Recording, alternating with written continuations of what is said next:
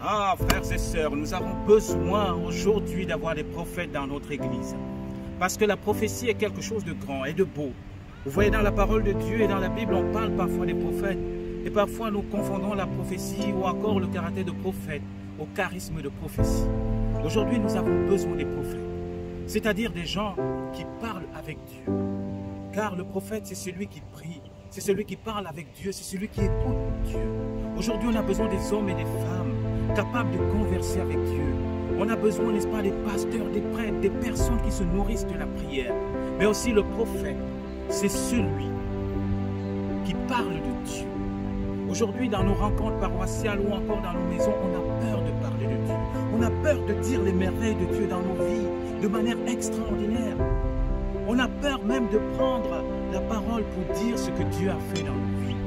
Mais le prophète aussi, c'est celui qui parle pour Dieu. Ça veut dire que c'est quelqu'un qui, aujourd'hui, comme père, mère de famille, peut défendre la cause de Dieu, peut défendre que Dieu est amour. Dieu n'est pas à l'origine du mal. Dieu n'est pas l'auteur de ce qui est mauvais. Et aujourd'hui, nous entrons dans le temps du cénacle. Prions pour que ce caractère de prophète que nous avons reçu lors de notre baptême puisse se dévoiler de manière magnifique.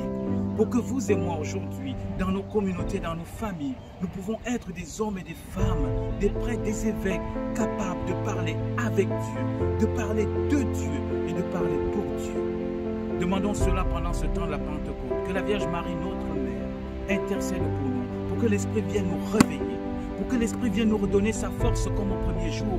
Et comme le dit Saint Paul, que nous puissions aller vers la cité des cieux.